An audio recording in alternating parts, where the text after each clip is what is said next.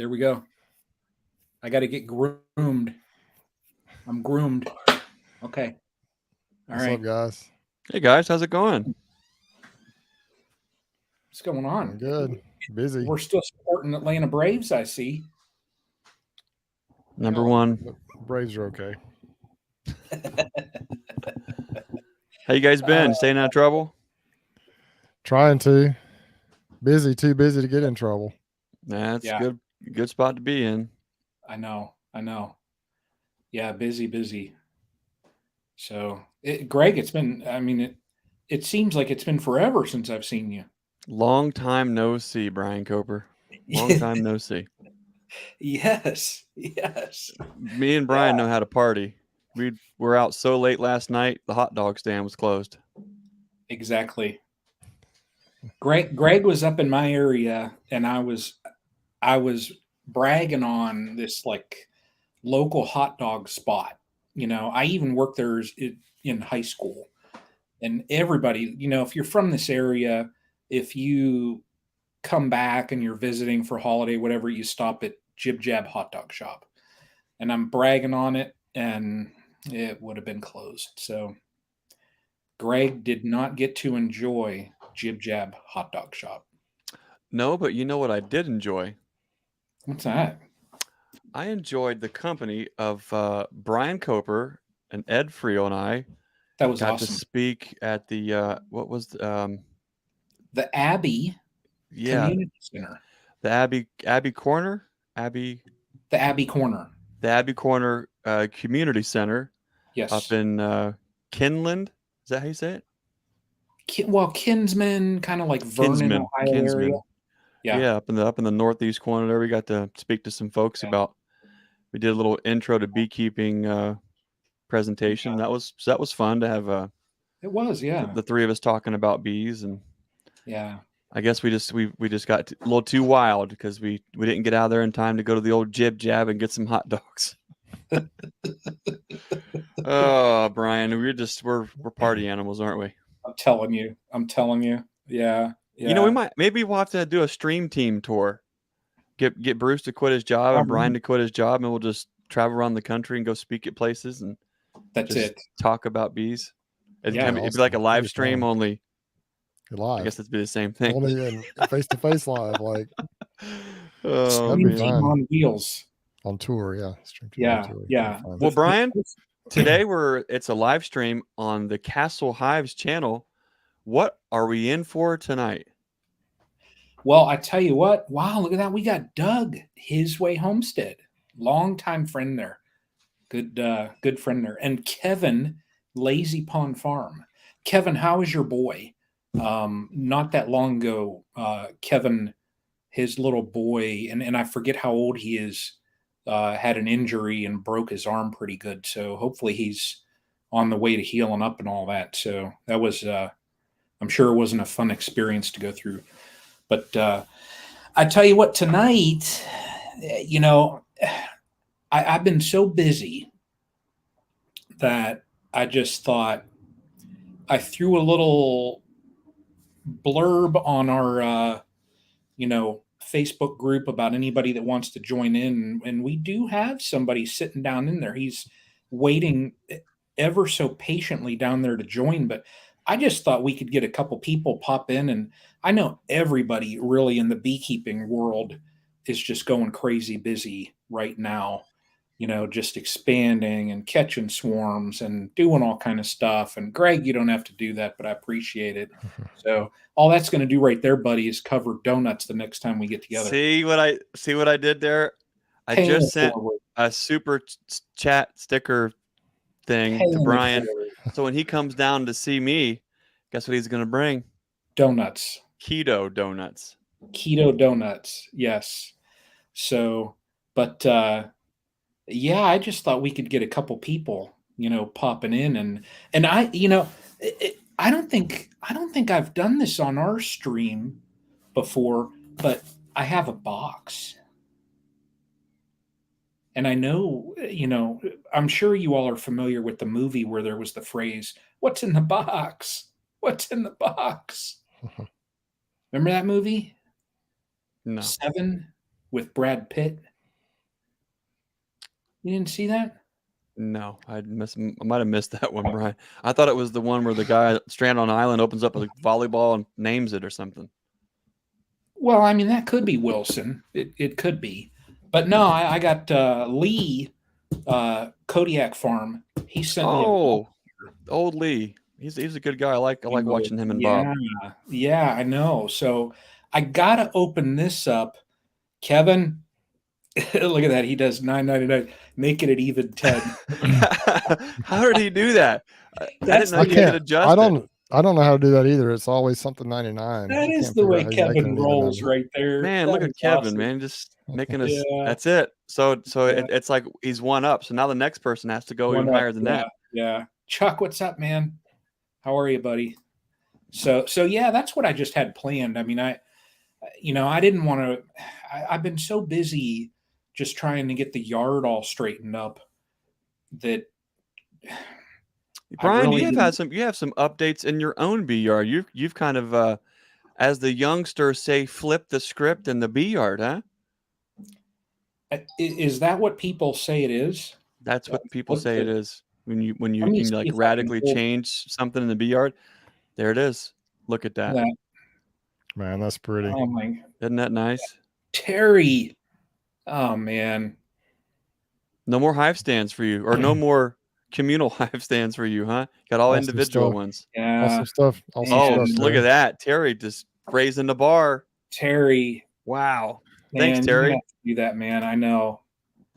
2 boxes of donuts. Look at that. Yes. Terry Chapman from Guardian Bee Apparel, might I add. I tell you what, I'm a huge fan of Guardian Bee Apparel because today, and I'm gonna, and Bruce, I was doing this yesterday when we were talking, to the folks that were there about the bees and just, where you get them and how you start and all this kind of stuff. Doug got to go feed the pigs. Doug, say hello to Shelly for me. So hopefully everything's going okay down your way. So Doug, there, his way homestead, just got an old Coke machine. What kind of pigs? What kind of pigs, Doug? Yeah, what kind of pigs? Inquiring minds want to know. Yeah, what kind of pigs? I don't Heritage know. hogs, pink pigs, blue butts. I know they oink, and what color are they?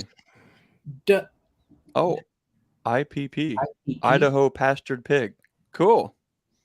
I don't know. Doug said, I think he said Roll Tide, so I'm not sure where Doug's from. Do you guys know where he's from? Yes. He says IPP. I think that's an Idaho pastured border, Mississippi. He's just south of Memphis.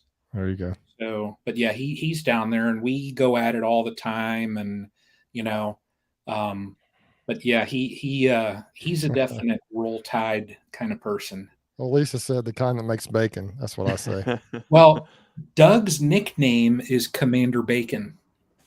There you go. Really? I'm serious. It is. Nice. Yeah, he's good people. Yeah, good people. So both him and his wife and Kevin. So yeah, I've been talking to those guys for a long time. Oh man, Malcolm McKibben's on there. That's trouble. A bunch of good folks on there. Don, Grammy, DC. I know. Don probably and a just lot of other people saying Roll Tide.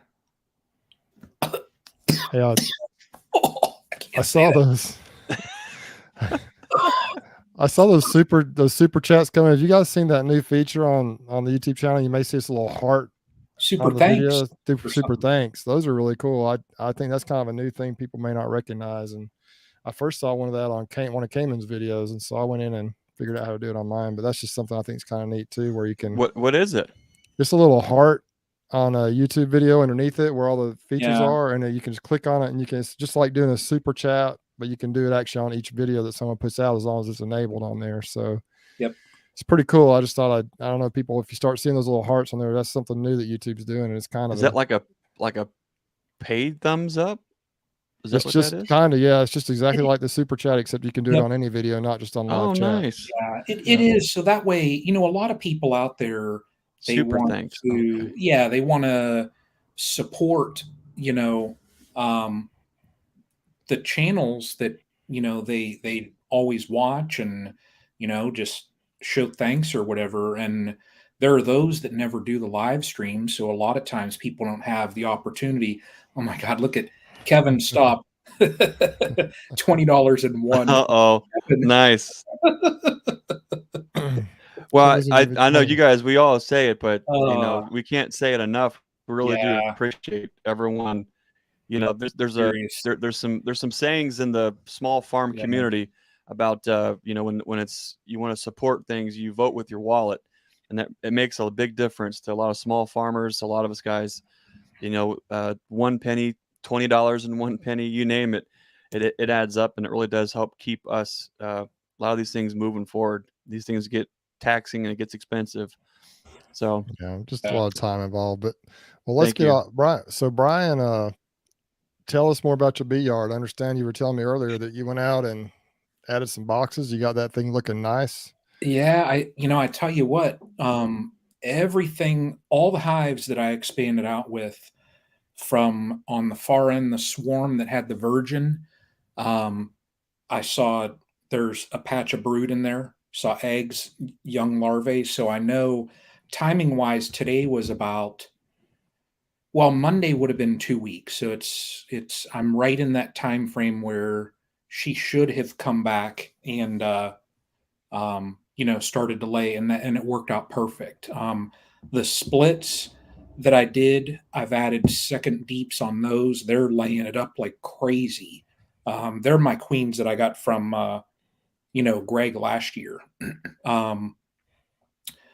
The swarm that I had queen problems with, it's going gangbusters now. The queen that's in there, I ended up having to put one of the ones from Jose in there, and it's going gangbusters. So I basically put second deeps on all of my hives in the front row that are all new. The double nuke, I made sure I put another stack of boxes on there. But yeah, it's just getting really busy over there. So, but I wanted to do that. Now, some of them I probably could have waited a week, but we have warm weather. We have 2 days of 90s, and we have some, enough warm weather that it's not going to bother them having that space. And I'm going to be traveling here soon too. So, watch, I can make me, yeah. Look at this. I like that. I appreciate that Kevin, being not a beekeeper, knows what to say right there. You shouldn't use oxalic acid. I like that. And Gene, I did not get them on yet. I didn't get them set up yet. So, have you ever done Ross rounds before, either one of you guys? No, I haven't. I bought some from Gene at the conference, and I need to just get them set up. It's probably going to be a project that I'll put on the colonies in the fall. So, yeah, I've been thinking just this week. I've had a few people asking for comb honey, and I'm like, well, there's not I've done them in the past. What's happened to me in the past is they start in the middle, they never fill them out to the edges. So maybe you got, let's see, it's 8 frames with 4.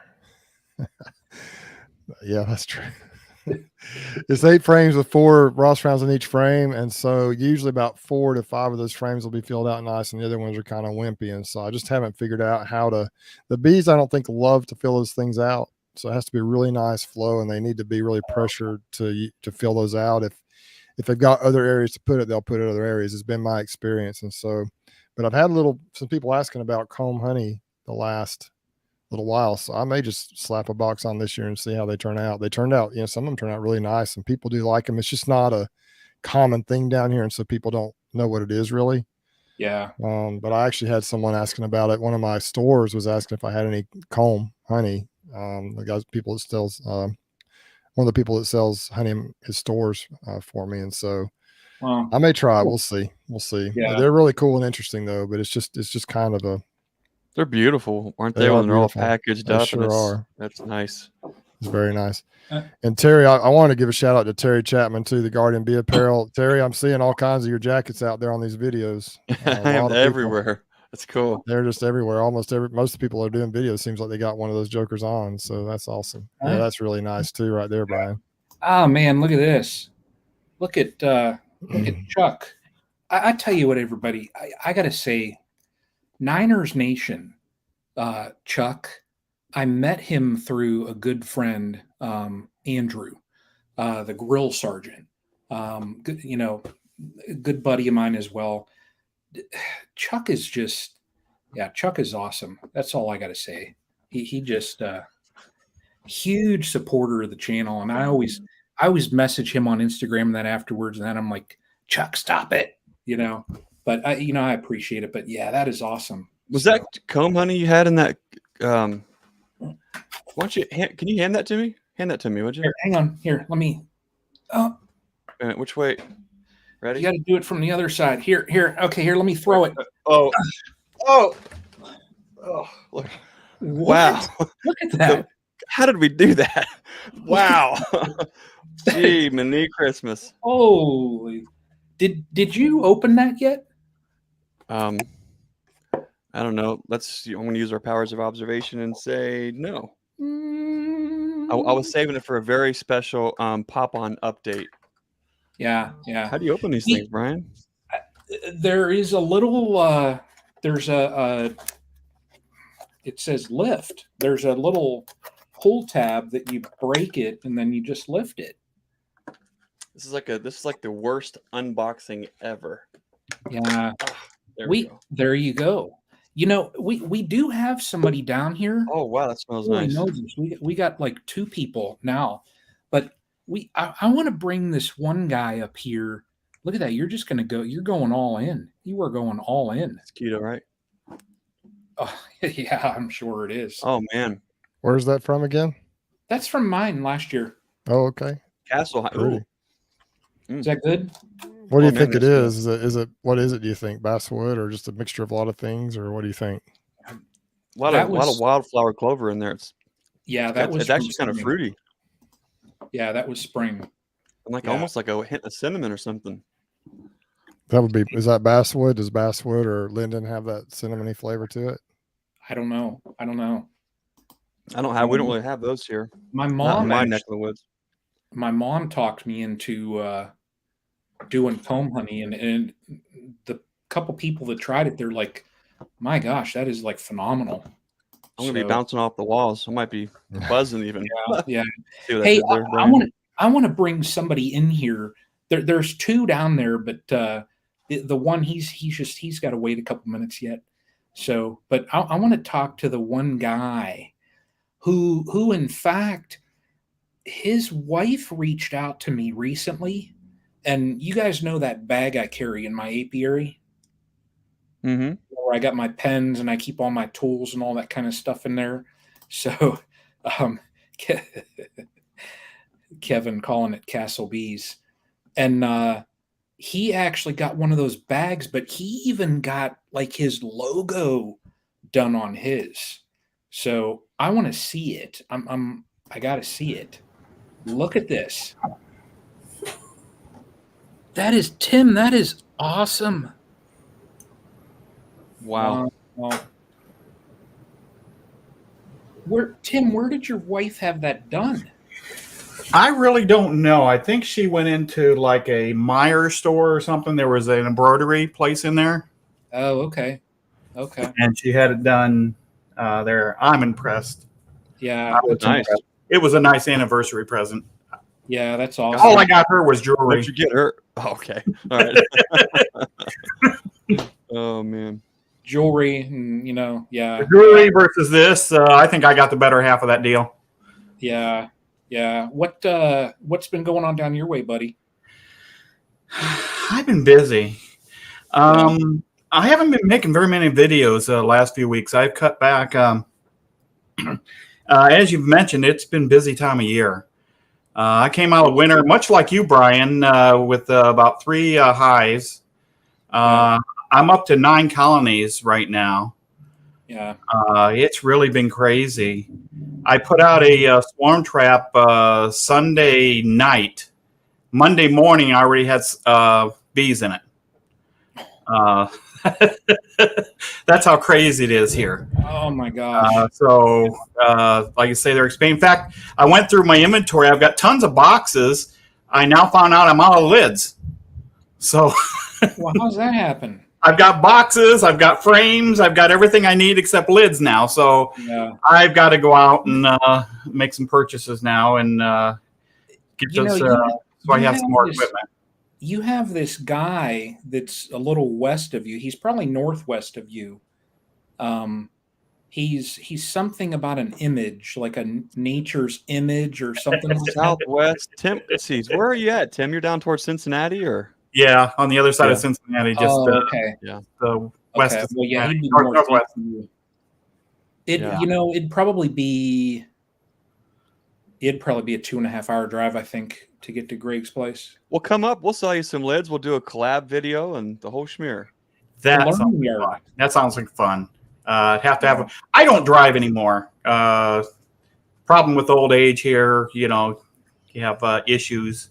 I don't drive anymore, so my issues. So look right here. Hey. Grammy. Wow, look at that. Wow. It's right down here in Alabama, not far from me, and she's awesome. From Cincinnati. Yeah. There you go. That is. Yes. That's somewhat ugly right there, but that's okay.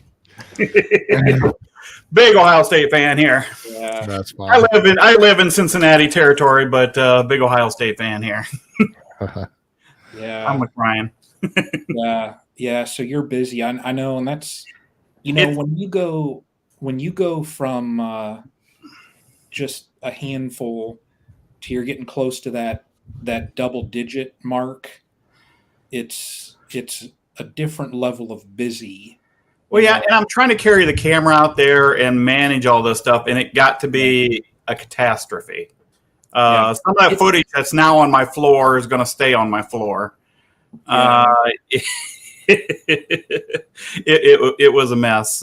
So I decided I needed to pay attention to the girls, and so that's what I'm doing. I'm going to be doing some more filming out there, but it like you say, it's just too much work trying to do both. There's just a lot going on out there.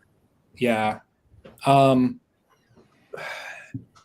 say when you're newer, and you're, at least the filming, if you're newer as far as being a content creator, it adds like a different level of busy, just because, not only, when you're walking out to your colonies, you have in your head, okay, this one, where was that one at? And this one, what did I have to do with this? And, and then you throw in that extra layer of, well, okay, do I have enough batteries? And do I have this set up right? And yes, always carrying extra batteries. Yes, they're always running out. Yes, absolutely. Yes. So the problem I have with my hive, and of course, problem with the hives this year. I'm only a second year beekeeper. Oh, okay. So that has its own problem.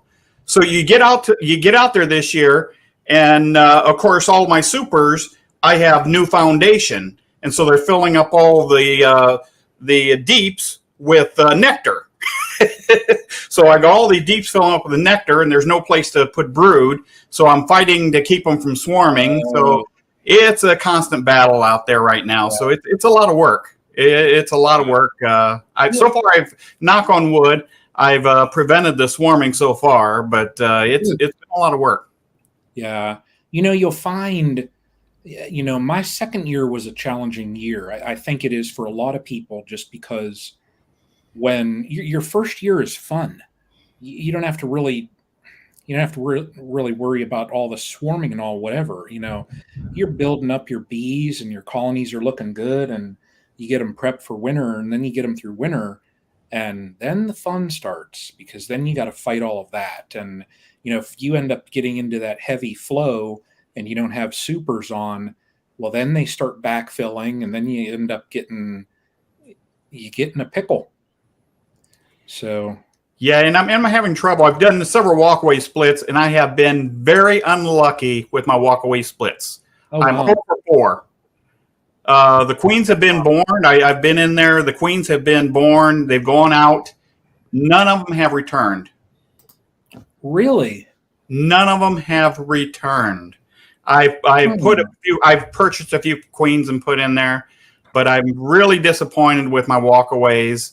Like I said, I could see where they've been born. You know, they've come out, they've been born, they've gone out, they've flown away, and they've not returned. So I know that that happens, but to be over 4, come on. Well, you know what you can always do. I mean, even if, let's say you go 2 for 4, you know, let's say that you have 2 of them that turn around, you could always, after some time, you know, combine those and just have those super strong colonies and stack them. Well, I was hoping to have a couple of resource hives out there to have the spare queens. Yeah. That's what I was hoping to have this year. And they're not working with me. Huh. Yeah. But I'm going to keep trying. I'm not giving up. That's it. Yeah. I'm not giving up. So that's my update. I'll be pumping out a few videos here coming soon. I'm going to have my wife helping me film. She's done a couple with me, and that's worked out really well. I took a cue from Cayman on that one. That seemed to work out real well when she helped me out. So I think that's what we're going to do moving forward. That seems to work out really well when she has time. So I think that's what we're going to be doing so we can get a few videos out there. Yeah, good deal. I'll be looking for them. So. I appreciate. Oh, real quick, before I go, I want to issue a challenge. There is a gentleman in our area that needs to be on your show. Who's that? Jason, you need to be on this show. Who is it? You know who I'm talking to there, Jason. Oh, yeah, I know who you're talking to. JCBs, I double dog dare you, Jason. Get on this show. Double dog dare you. I texted him the other day, and he has been so busy just because he's in, what do they call it? Is it calving season? Is that what Greg, you might know, is that the proper term for when you're having babies? Yep, calving season. Yep. Calving season, that's right. Mm-hmm. Yeah, he's a great guy. I know he's a little shy, but he's been kicking it around. Yeah. We've tried to get him on bunches and bunches of times, and he will semi-soft committed. He'll be here. If he jumps on here. Yeah, he will eventually, and when we do, you know, it'll be a good time. So, hey, I appreciate it, guys. I'm eating contest here, so. Yeah, but having a good time. Been real busy, and you guys. I tell you what, real quick. Another thing, you got the guests you guys have had recently. Gus, Randall and his hives. Whew, I can't imagine. Anyway, you guys have had some fantastic guests. So thanks for having me. We will be catching you guys around. Okay. Awesome, Tim. Thanks for Tim. Awesome, good stuff. Later. Have a great day. He's busy. He's just like me. Bruce, what's new in your yard since the last time we did updates? Oh my goodness. Well, too much. We're gonna. Yeah, I'm not even. Are you? Is your number? Are you at like 185 or something like that now? No, it's around 150, I think, give or take a little bit. Probably a little more than that, but that doesn't mean they're all big, strong, healthy colonies. That means every box has got a few bees in it. So yeah, probably more like one. I don't even know, man. I lost count. I know I got 96 on the pallets, and then whatever I've got in addition to that is what I've got. So probably pushing 150, 160. Are you looking? Now this year you did 48 that you sent out to pollination. That's right. Are you looking to double up that number for next year? Goal is 80. They've got to be a certain strength, and they won't all be right. They won't all be that strength, and so we'll see. We'll see how it goes. Sure. Hey, look, we got Kaylee in here. I was just watching one of her videos today, talking about a channel that's taken off. My word, yeah, she should check in with us. We should chat with her a minute. It'd be awesome if she'd come in and chat with us a minute. Let me, Kaylee, I'm going to send you a message here. Let me see. She had a super busy day also. I pinged her the other day just to see if she wanted to toss in a little update. and she was going to have another super busy day at her place. Man, it's just a busy time of the year for anyone that does anything to do with homesteading or gardening, beekeeping, farming, anything outdoors, construction. It's just a busy time of year for everybody. So it is. Yeah, it is. It's tough. Everybody's busy right now, but we're tomorrow and Friday, we're going to have our first little honey harvest. I don't know what we're going to end up with. We'll see. Wow. And then probably again in about a month, we'll do another one. A month to probably 4 to 6 weeks, we'll do another one when the tallow is done. Awesome. And that'll be about it for us. But I was just reaching out to Grammy here. I mentioned she lives close by, and I've got some other folks helping me, and it'd be awesome if she wanted to pitch in and help out too, if she'd like to kind of see how we do things and join the party. She's more than welcome. And now, when you have these get-togethers down in Alabama, does like one person wear a shirt that says OH, and then the other one wears a shirt that says IO? You'd be surprised. You see that everywhere down here. It's all over the place down here in Southeast Alabama. No, what you typically see is this, or you see the AU for Auburn, and then every once in a while you see someone like Grammy that's like from another school, like Cincinnati or somewhere. You see some Florida State. Yeah. But you mostly see around here. You mostly see Alabama and Auburn, and you'll see some different SEC teams mixed in. There's not a lot of Ohio State fans down this far south. Most people down here really don't care for the old Buckeyes up there, but that's okay.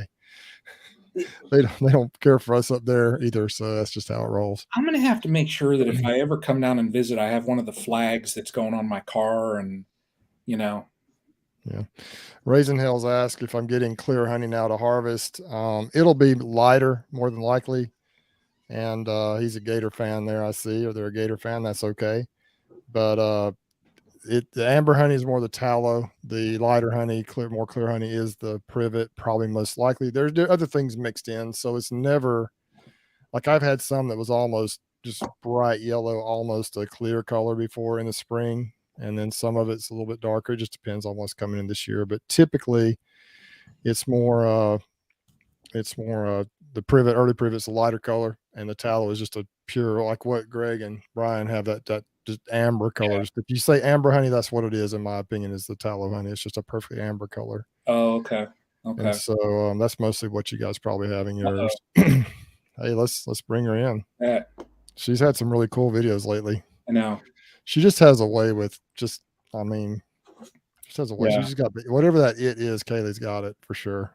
Yeah. And she, and I tell you what, I've been watching, gosh, I don't know. I've been watching her channel for years, and it's well deserved. So yeah, good content. So Kaylee, I sent it in the Instagram. So I don't know if I have your email. I probably have it somewhere. They're building a real nice big old barn. I'd like to see that. Yeah, that's awesome. Yeah, it'd be cool to go visit that thing. Yeah. Oh, I know. Well, and they just poured they just poured the cement. Did you see that? Yeah, I did. I'm addicted to that channel. They're doing so much cool stuff. Yeah, I know. I watch a lot of their videos. Yeah. So, yeah, we got another buddy down there. He's hanging on. He's hanging on. He sees it. We'll see. Bruce, text me. Do you have Kaylee's email? I think so. Let me see. Text that to me, and I'll shoot it I'll shoot it over in an email. So, Brian, you guys getting? I guess I was just up your way last night, but it was dark. I don't think I could really see. Locust probably isn't coming quite on up in your neck of the woods yet, is it? No, I haven't seen any. And I saw those pictures from your place. I haven't seen any up here. Yeah, my IG's acting up. So let me. It's got to be on. It's got to be somewhere. I don't know why I can't find her email. Maybe I sent the link via phone or Instagram before. It's got to be. Oh, view email address. I'm getting it. I'm saying I'm not a robot. All right. Let's see here. Copy it. Bruce Grammys says you were Bruce B's. It said undeliverable. Just tried it again. Yeah, I got it this time, Grammy. No. You gotta put Bruce at Bruce's Bees on this particular forum. It takes out the. Does that make sense? Because it thinks I'm anyway. You got to put the Bruce before that, brucesbees.com, and then it works. Yeah. I think I sent it. I found it. The Honeystead at Gmail. I think so. We're going to get this other character up here in a second too, but I want to get his partner in crime for when I open up this box over here. So, but I wonder what's in that box. I don't know. I mean, I know, but I have to. Not a volleyball. I have to like play it up, you know. Uh-oh. Oh my goodness, look at who we have on here. What's happening? Uh-oh. I think you're muted.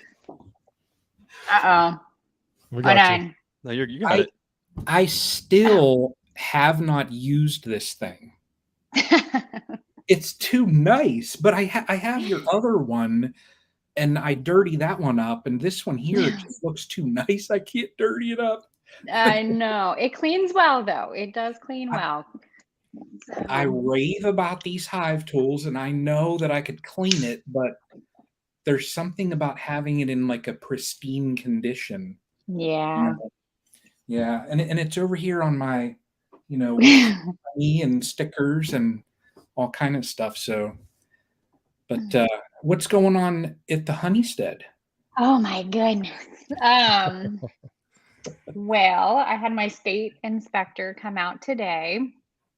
Our state inspector, the one state inspector that I normally work with, she is no longer in that position. So I'm kind of bummed. I'm like, oh, you know. Yeah.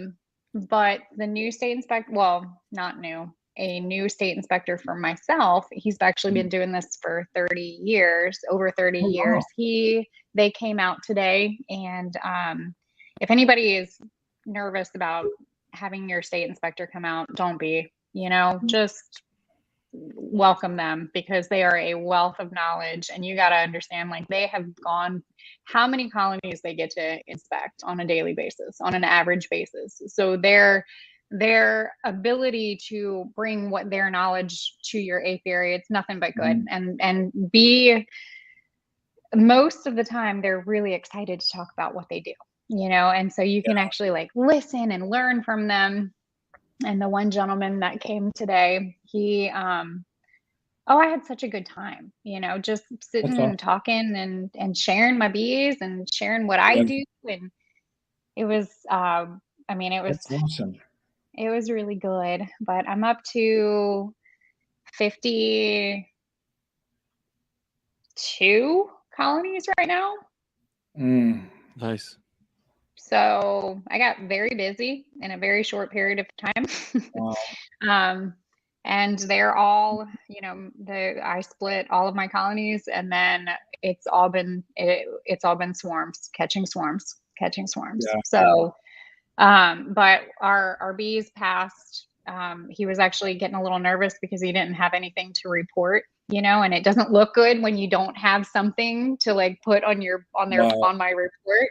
Yeah. So, he found, we did mite checks on all the colonies, and half of the colonies. So out of 25 colonies, I think that's what he did. But it was two mites out of all the colonies. Wow. So I'm like, perfect. One hive beetle, which it is what it is.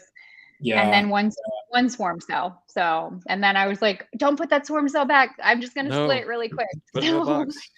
We just put it into a new box, and it was a good day though, but a long day. Awesome. Yeah. Long. And not only so your apiary has just blown up. Now you have all the babies at your place now. Yes. Lots of babies. We've got baby cows. We just had a baby cow born not long ago, and that was pretty exciting. I have a video coming out on Saturday that I'm honestly not a big fan of that one, but it is what it is. I have to share it. You know, it started out to be a very valuable lesson, and then the day just completely took a way different turn.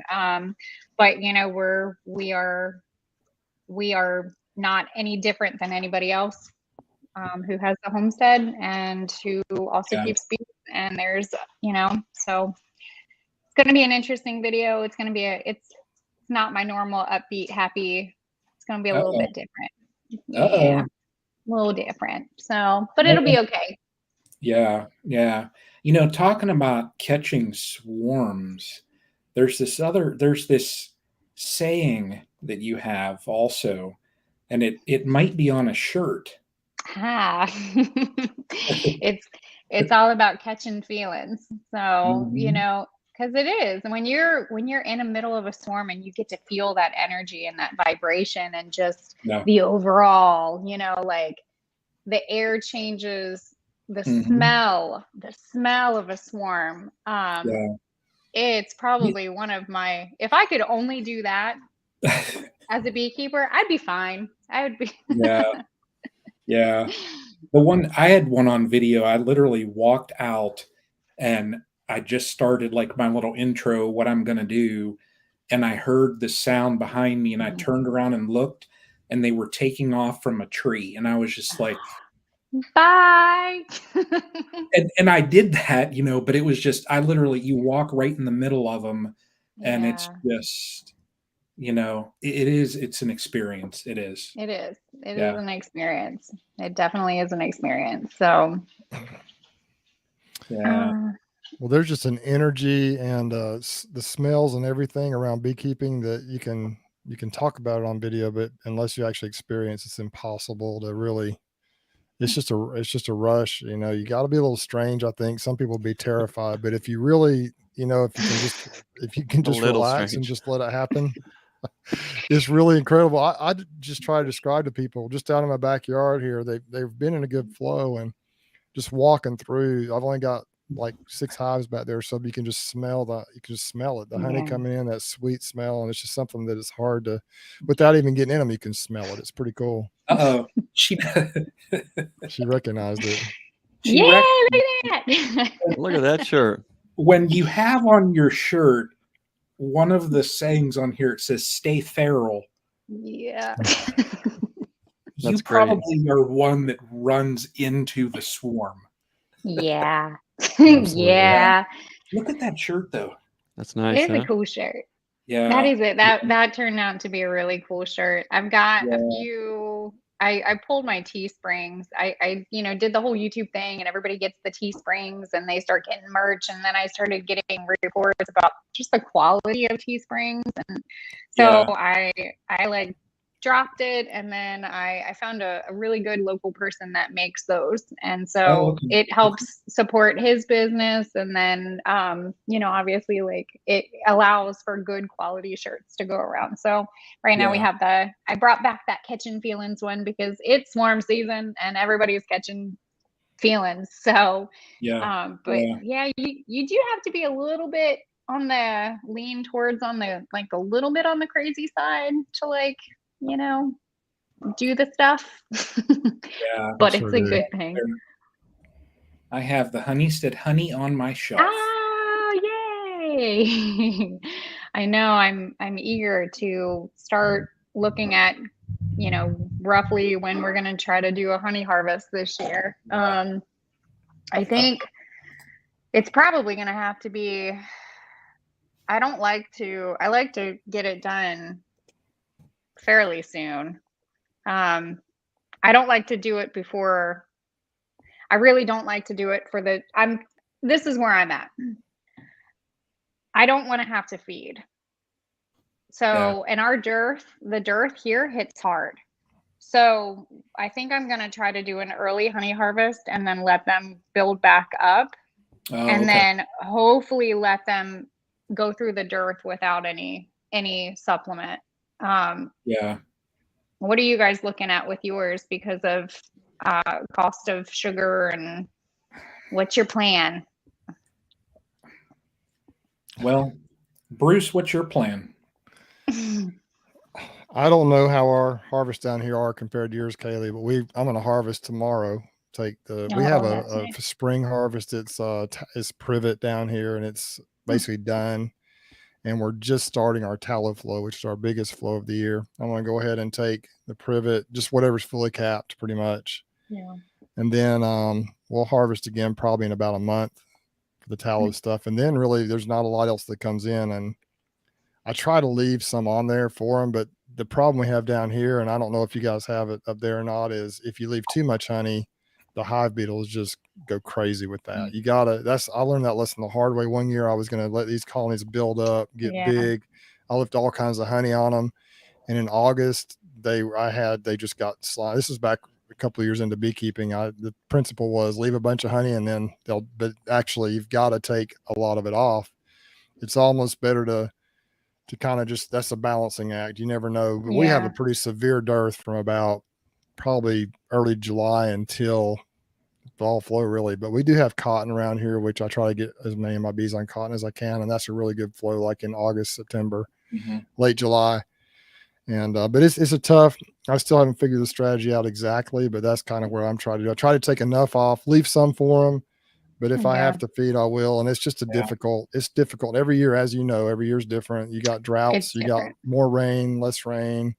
Yeah. You just really don't know what you're going to deal with. But the bees really build up strong with this tallow flow coming up. They're going to be just busting. And then all of a sudden it's over.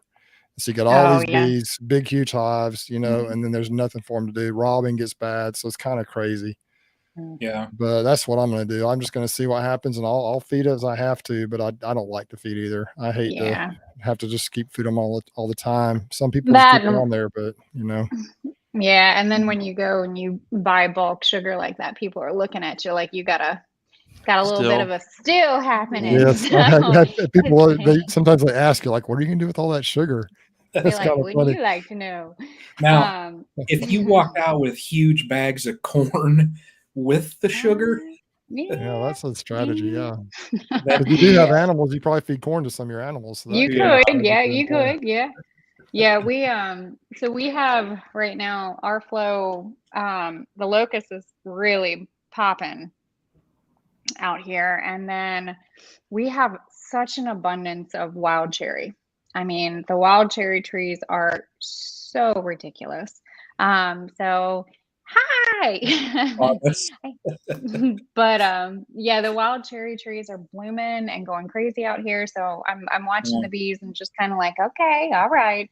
But they're building up really good. I'm letting some of I won't have as many colonies after this weekend. We've got a couple of people that are interested in taking home some of the nukes. As much as I would love to keep them all, it's just not right now. So I need to. I have realized I've completely outgrown my apiary, and so I've got a plot already planned out on where we're going to put them. I started doing some research because I have one of the back pastures down there. It's big and it's open and it's beautiful, and it would be perfect for the bees. The problem is we do have a power line that runs through it. And so I've done a little bit of reading, and I'm not sure if that might mess up their orientation flight with that. So I'm hesitant to put them down there. So that's where I'm starting to do more homework on that and reading and talk to other beekeepers and get their opinion on it and see. Do you guys have any bees on power lines? Me? Brian, I don't think you do. Bruce, do you have any? I've had some at my farm. Some of those are fairly close, but then I've got some right underneath the cell tower, basically. Oh, okay. Pollination bees. I don't know if that makes a difference, but I don't. If you're wondering, I don't think it's ever been any problem from what I can tell, but I don't know for sure. Yeah, that's good to know. I could put some right. We've got right next to my mom's land. They're probably 100 yards away from some of my bees. There is just a big power line that goes right through there, a major power line. And I could put some over there. It's just I have to go through the woods to get to them. Convenience wise, it's a little difficult. But I originally years ago was going to put some back there and see, but it's just little tough to get to them, but it'd be Yeah. an interesting experiment because I know a lot of people are a little nervous about that, but I would think just put a few out there and just see what happens. You know, if you got Yeah. as many as you do, put three or four out there and see if you notice a difference between them and your ones in other spots, you know. That's a good point. I think I might. It's not a major power line, so I feel like it's worth a shot. And you know, but it's such a nice area down there. Yeah, I just think to it'd be kind of, okay. I might those give it a little shot. places are like little gold mines for honeybees because they're not used for a lot of other things. You know, if they're not being constantly sprayed to maintain, you know, we just moved from one farm to the other. At the old place, I mean, for years we've had now, and when we're kind of goofballs where we don't raise any honey, we just raise nukes and queens, so we don't really have the honey problem. But I mean, I couldn't tell you how many hundreds and hundreds and hundreds of queens and mating flights have all came back right under, you know, standard service out here in the hills, you know, standard electric lines and power lines. And we're on a north facing spring fed hill. So if there was if you're into energy and ley lines and all these kind of things, I mean, you're talking about water, electric, all these things, and it didn't affect them. Not to say maybe it doesn't for somebody else, but I haven't quite seen that. Give it a shot. Yeah. And, you know, put 10 or 12 out there and see what they do, you know. Yeah. Greg, I need to space them out a little bit. So Greg, you said you focus on nukes and that. The question here, what are you charging for your nukes? Well, in our neck of the woods, we're at 200 for nukes. Those nukes come in a wax dipped wood box, you know. So that might be a little high for some areas. And like everywhere, you know. I remember when we used to sell our non-GMO Beyond Organic chicken eggs, we were at $4 a dozen, and there's always the person on the street who sells them for $1.50. That's just, you know, that's just the way that it is. I think in most, Brian, at least most parts of Ohio, you're at 150 to, I'm probably at the higher end for nukes. Yeah. I bet you don't have any problems getting rid of them though, do you? No, we've been sold out for quite a while, and it's been such a good year. Especially, we actually have black locust this year. We haven't seen locust in 2 years. Right now, though, it's locust and the daisy fleabane and the wild cherry. We had a huge autumn olive flush, and then early blackberries are coming on already, which it seems like it's going to be an incredible year for nectar. So we probably might be able to get even more nukes out. But Thomas, Kaylee, how many nukes will you go through in a year? How many do you sell? My goal this year was a minimum of at least 20. So that's where I split everything. If you honestly ask, I would definitely lean more towards being the beekeeper that produces the nukes versus the honey. Just because, but I do like the honey. But for me, you know, I like same thing as Greg. I like really producing the nukes and making sure that they're good to go. A lot of work getting nukes together and making sure that they're, I mean, as you all know, like it is a lot of work, and you're putting every bit of heart and compassion in these little, you know, box of bugs. It's what I've also found, and I don't know necessarily if it's selling the nukes that I enjoy. It's more or less having that connection with the people that are purchasing them. That's because you know, I'm here, you know, I will literally stop what I'm doing if somebody has a question, because I've been there. You know, I have been that beekeeper where, you know, I'm like, what is happening? You know, and so having that guidance and resource, I think, is really important. Our nukes this year, I had to go up a little bit in price. I normally was around like 185, but that's probably on the lesser expensive side. I've seen 5-frame deep nukes out here go for 220 to 240, depending on the breed. But I kept it at 200 per nuke this year, mainly because of just the equipment, having to get extra equipment. I don't want to, you know, like, but we had to do it this year, crunching the numbers, realizing. And then the other thing that I'll probably be doing is selling swarms. If I have a swarm and I catch it and I put it out there, and if somebody wants it, then I will, pass that on. And then it's basically like a box of, no frames or anything like that. Mm-hmm. And that typically goes right around here. I've seen typically like anywhere from, 75 to $100 a swarm, depending on the size. Oh, okay. That's a great price if you think about what's in there, because you're getting at least a 3-pound package of bees in there. Exactly. And you might even have 2 or 3 queens in there too. You don't even know. Could you have 2 virgins running around? Exactly. Yeah. So you have the potential to split multiple times. So that's awesome. It's something. It's a piece of you. It's a piece of your farm. It's a piece of what you stand for. It's a piece of your art. It's not just bees. And when you sell somebody a nuke or a queen, it's not just here's Apis mellifera, good luck, God bless. It's a piece of your heart. It's a piece of your soul. It's a piece of your farm. These bees are out here foraging the trees and the land and the sun and the moon. Everything is, you're out there with them. And it's hard to explain that unless you get it, but they are an intimate piece of you and what you stand for. And to be able to pass that on to somebody else, for folks who understand that and appreciate that and know they're getting a quality product. I mean, $200 is well worth the price for that.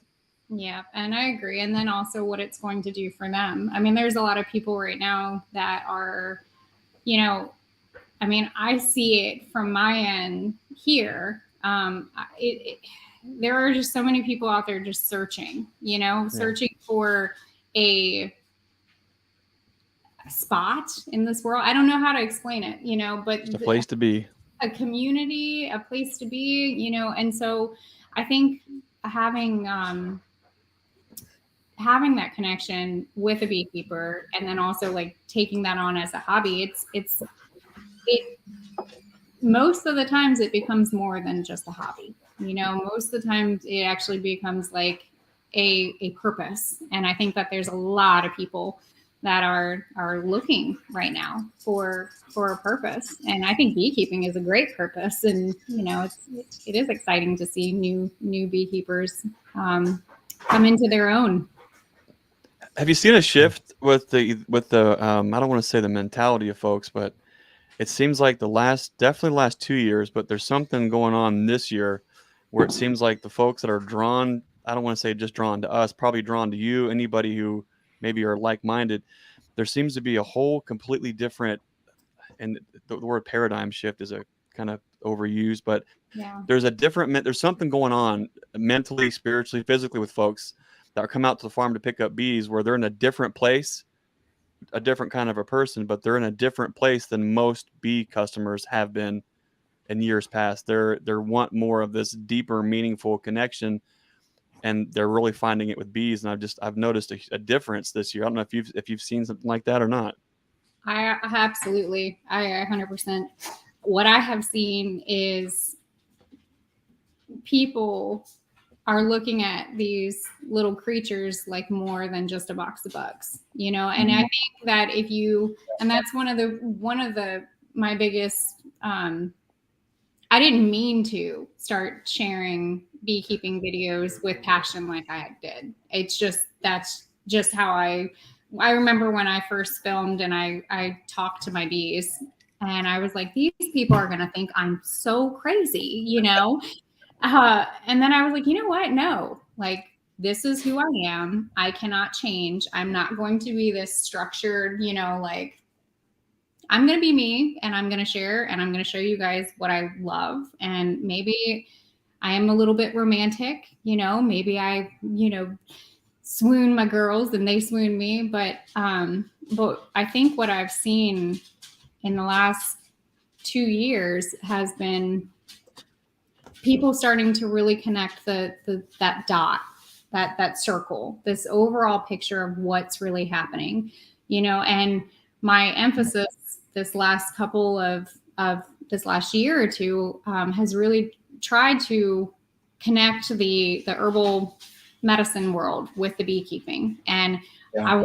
that's been my like biggest push. I'm studying, I'm reading, I'm learning, I'm doing this whole herbal medicine thing for me. But then what I'm realizing is I'm going out and I'm watching my bees forage on what essentially, because food is medicine, what you eat and what you put in your body is going to heal you. Well, it's the same way for the bees. What they eat, what they go after, that's medicine for them.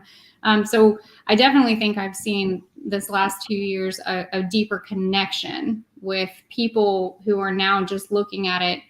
When you start, it's like your tunnel vision, I guess, in a way. And then every month or however amount of time, their eyes start to really, really open. Mm-hmm. And they start to really just overall, I mean, it's exciting. It's exciting. It's encouraging.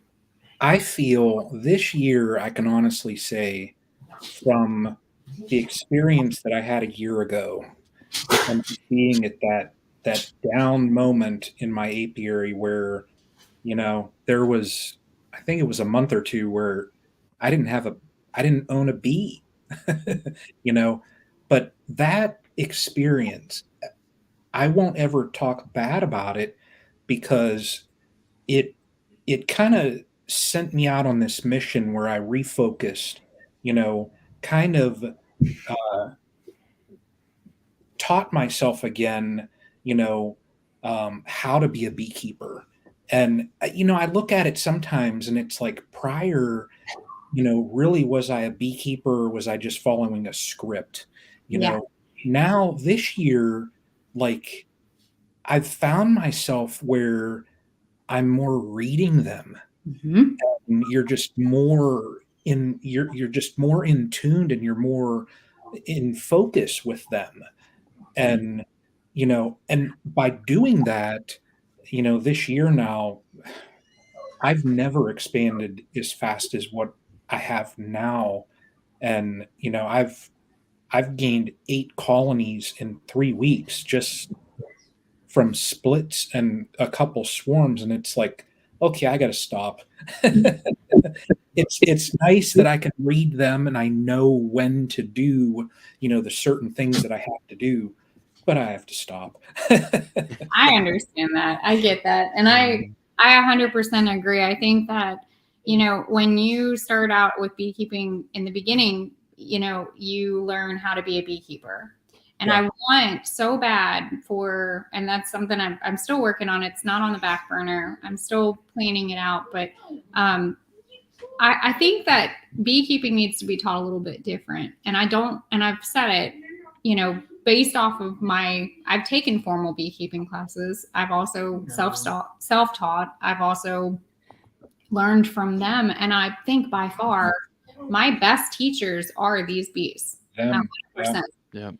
And I think that if we, and I'm saying this to all of you because you all have platforms and you are all beekeepers, if you continue to teach beekeeping as in what are the bees doing to help you become a better beekeeper. Anybody can learn proper techniques for where to stand, how to hold your hive tool, how to light a smoker, but that doesn't mean anything really when you're looking at it, because again, they are your teacher. And so, this next year or however many years you guys continue to share, take that into consideration and help other beekeepers, help new beekeepers learn that they're going to be your best teacher. And at some point, they're going to put that book down and they're going to pick up the hive tool.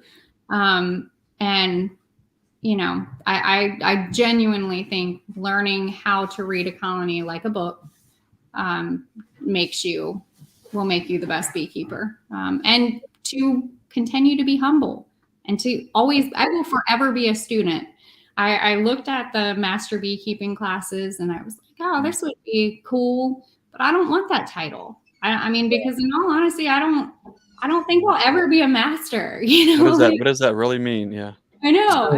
I'm still learning. I've literally been doing this for years, and I just filmed for the first time a pretend swarm, like the pre-swarm before the swarm. I'm like, what are you guys doing?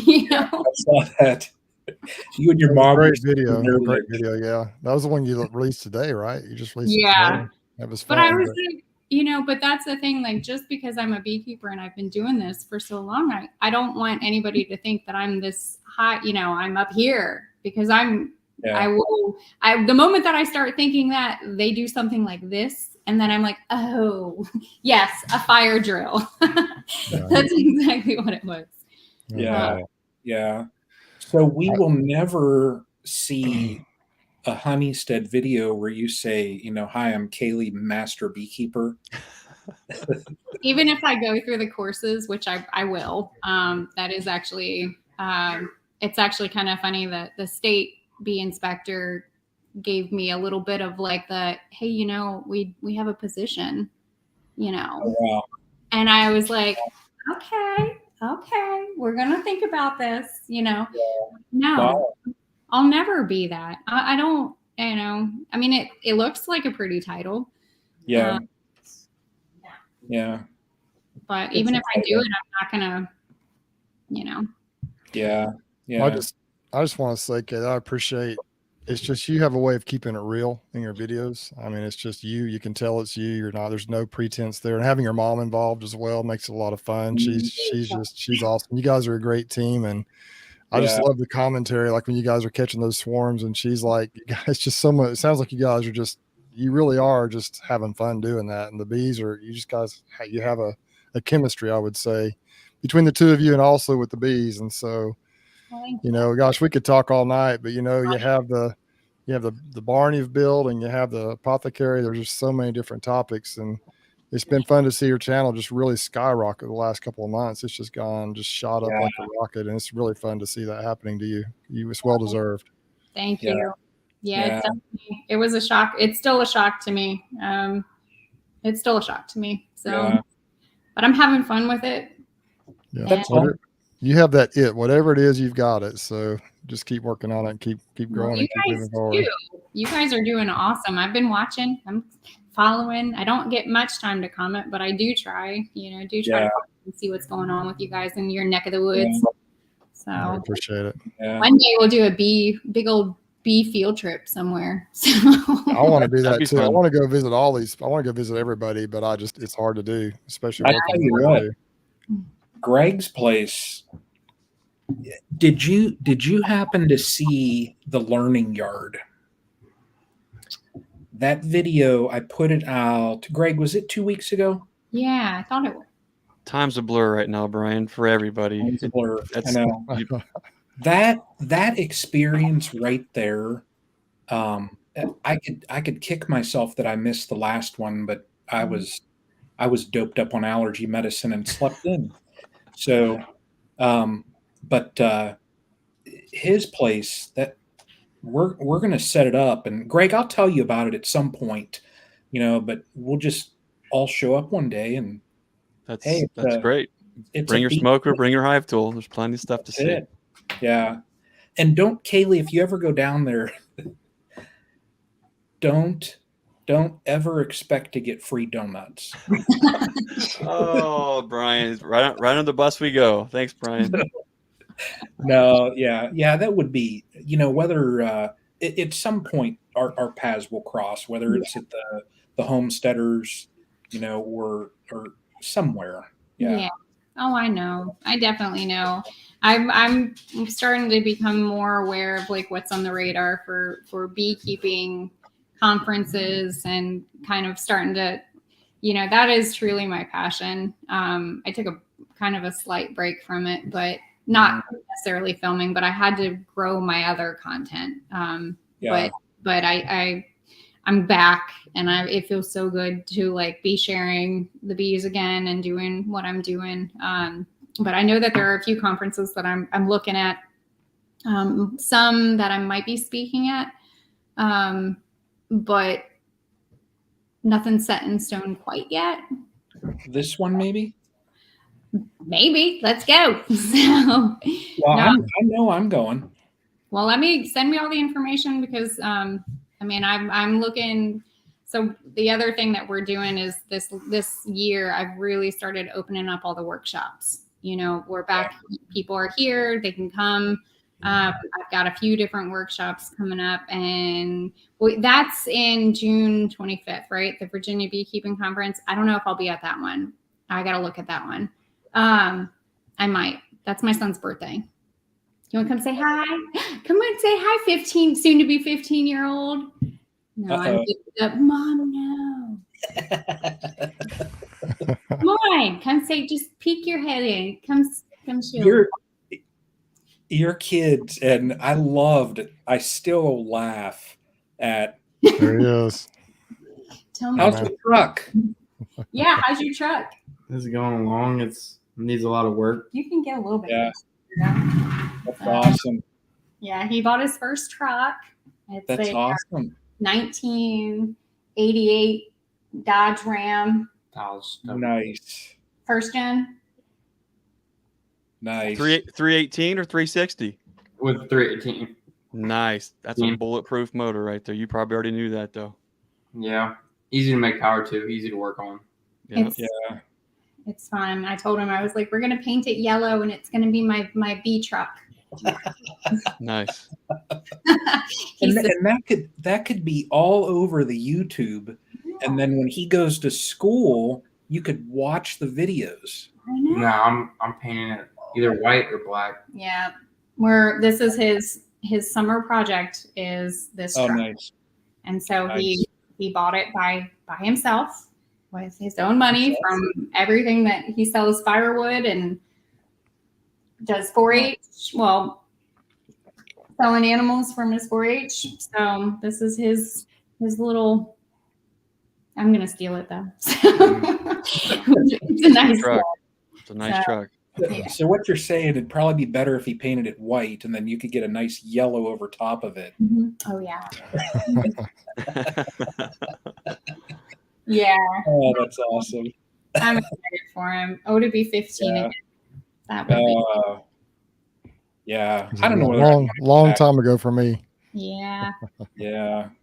Quite a bit for me as well, but it's cool to see. It's cool to see him kind of come into his own, and I do plan on grabbing the camera when he's at least working on his truck up there, being like showing everybody what he's doing. So, because it's pretty cool. Yeah. Cool. Yeah. Awesome. Do it.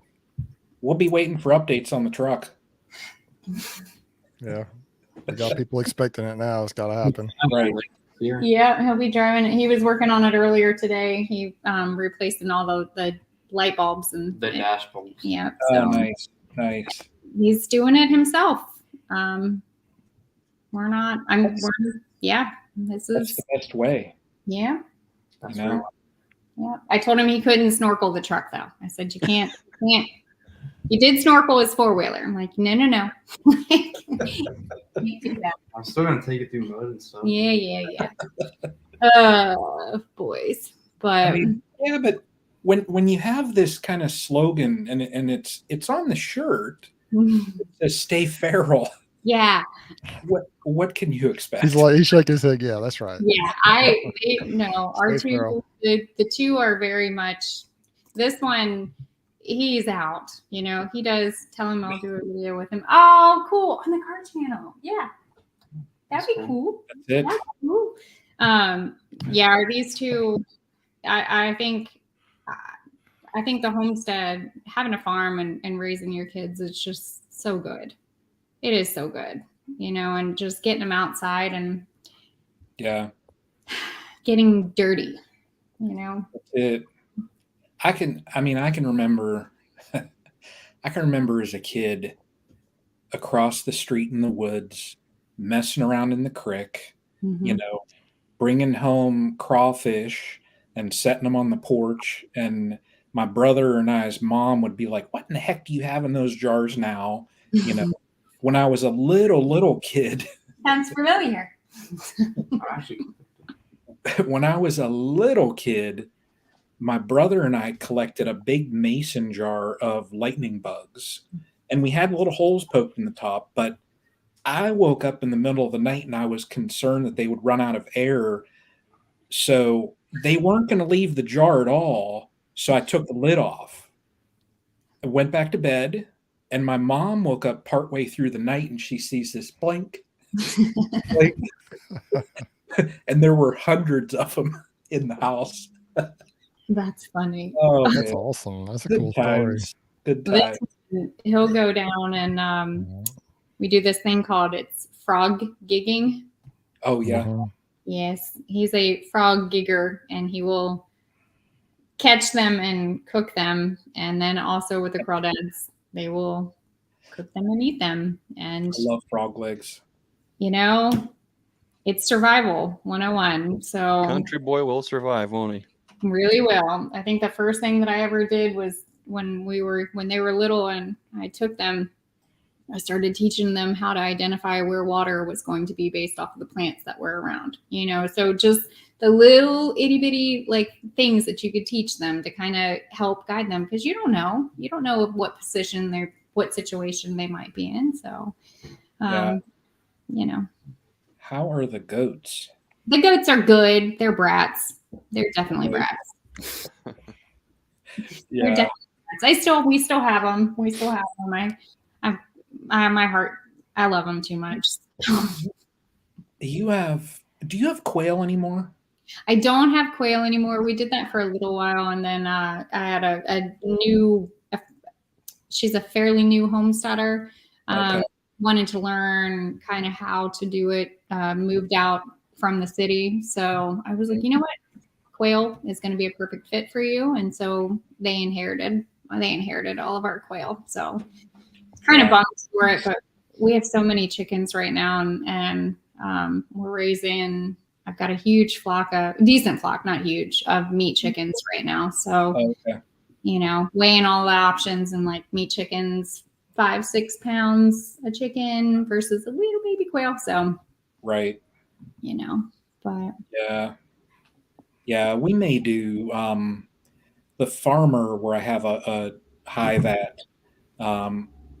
He'll usually do some meat birds once a year, and I've already talked to him. That way we don't have to build a coop or do anything. I've talked to him just about if we get, if he would just include them, and I'll go help him clean and different things like that and help him out with cost, just if he'll raise them at his place, and he's going to let me know. Yeah, I think that's really smart. And most farmers will say absolutely come and help when it comes time to harvesting. Yeah. So yeah. That's like it's a day, just like harvesting. It's a day. So Great. Bruce is messaging me. We will, if you hear our phones going off, we like each other during the live. We're strange people. So yeah, that's awesome. You're just busy. Yes. The apothecary. That time of the year. It is that time of year. 52. Definitely. Yeah, busy. I tell you what I want to do. The guy that has your honey sitting on his shelf, this box is from him. And he is sitting down here in this basement. I want to bring him up and open up this box real quick.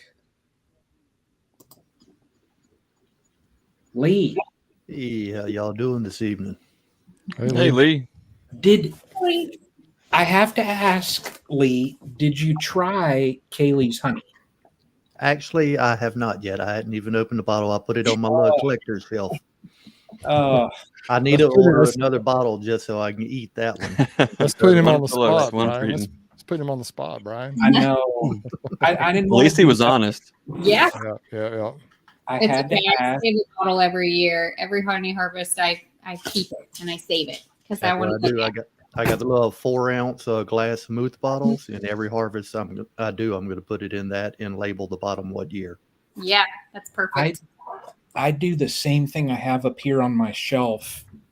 These are some of mine. Ooh. And yeah, let's see here. This jar right here is the very first honey that I ever harvested. So, yeah.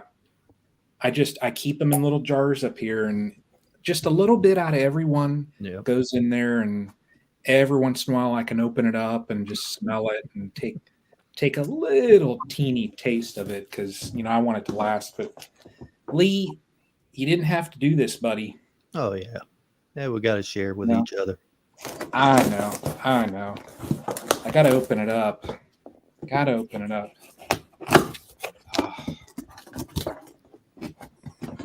I cut myself. Right now?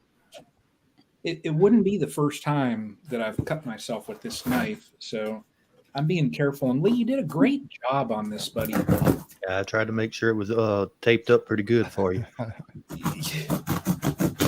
You did a wonderful job. Holy, look at this. It's got one piece of tape inside too.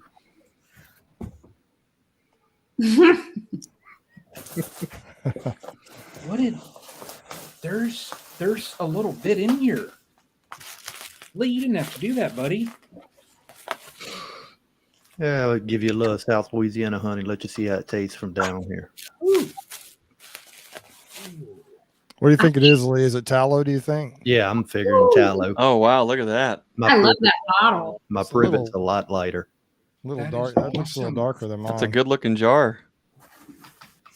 There's two of them.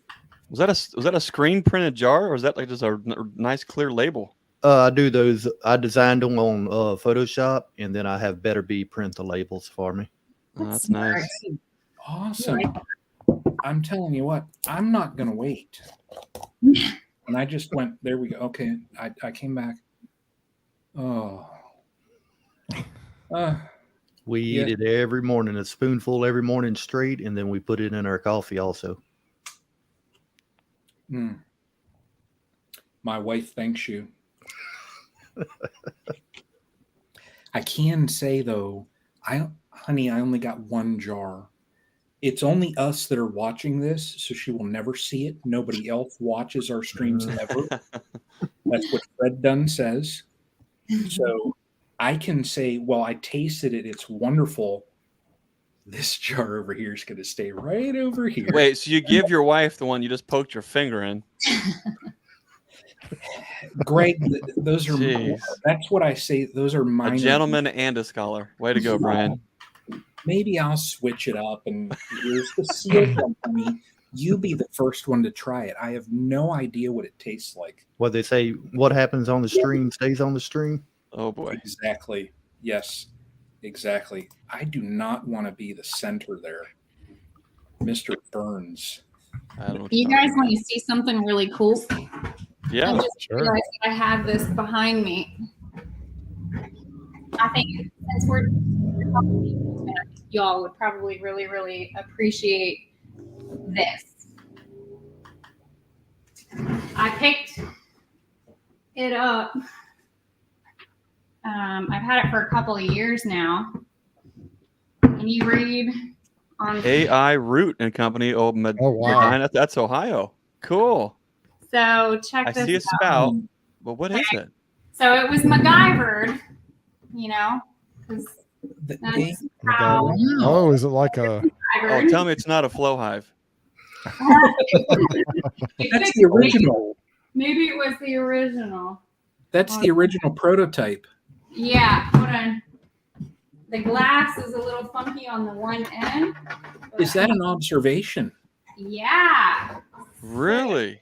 Wow. Oh, wow. Look at that. Oh, check it out. It has little cassettes. Yeah. So this was one of the original prototypes. I had a historian beekeeper kind of help me come up with it. But even on the wooden, even on the wooden cover, oh, check it out. All the printed instructions and all the information on it. Whoa. Oh, wow. But I dated it, I want to say the last time it was ever used was in the 1960s, roughly. Wow. But I take it with me whenever we do like our workshops or whatever because it's so cool. But what's the thing in the center there? This right here? Yeah. It's like a it's like a little vent. I kind of that maybe I don't really know what they used it for. Looks like an airlock if you're making hooch. They fed the bees somehow through there, do you think? Possibly? Oh. And then top feeder. Little vents, but I always think it's really cool. So if you ever go to I will never put bees in it because yeah. But I always bring it with me because I'm like, wow, this is really, really cool. That is awesome. But it's awesome. I did some reading. I can't find any more of these. So what's the spout for at the bottom? That is where the bees go in and out. No kidding. Yeah. A shut-off valve. I'll be darned. That's cool. So I don't know if it was really I don't know if they really used it or if this was original, but that's where the I mean, why wouldn't it work? So that's it's cool. The original flow hive. Oh, that's cool. It was really cool. I don't get to share too much about it. Or I'm gonna break it. Yeah. That is awesome. Yeah. So, but I love the fact that it has all the history. It has all the information and what basically it's. I guess from what it sounded, he used this as a prototype for teaching. So, and there's a Facebook page, historical beekeeping, something. I think that's what it's called. Anyways, I sent them the pictures and they were like, "Where did you find that?" So it's probably pretty valuable, I imagine.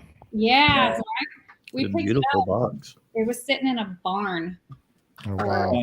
Ever. So I was like, yeah, you're coming home with me. That is awesome. So if you guys ever find any, that's this that cool. Is awesome. Get them. Because they definitely make a good conversation piece as well. So Yeah. Awesome. Lee, what's going on at your place, buddy? A lot of work. I'm finally getting the weekend off. Try to get back into the bees. Get a little video done this weekend, I'm hoping. But we got some bad weather going to start coming in, I believe, Saturday for about 4 days worth of rain. Yeah. But we need it. It's been a dry spring compared to last year. So our privet, it didn't last very long at all this year. And our tallow is starting to bloom pretty heavy right now. Okay. Yeah. Greg, did you see Lee's horizontal hive that he got from Ricky? I saw. Is it the queen mating box? Yeah. I've seen a little bit of it. Yeah. What do you think of that, Lee? I'm liking it so far. I got 4 colonies in it right now, just 4 nukes, and hopefully I'll be graduating them to a 10-frame box pretty soon. Did they go out and on their mating flights from that box and then come back in the dials? Okay. Yep. Okay. In fact, I've went in and marked them, so they all got little yellow racing stripes on their head. Nice. But so far they've been pretty good flying back in. What I did on the entrances, since it's 12 entrances across the front, I took my paint markers and drew a different shape in different colors on each entrance. Yeah. That way to hopefully help them find their way back every time. Yeah. Kaylee, he has there's a good friend in the beekeeping community, Ricky Rourke, and he does horizontal bees. He makes these, I don't know any other word other than just to say beautiful horizontal hives. His craftsmanship is just top notch. Greg has one, he picked up one, and it's like a queen castle that he got. And yeah, it is it's amazing. So yeah, that's awesomely awesome.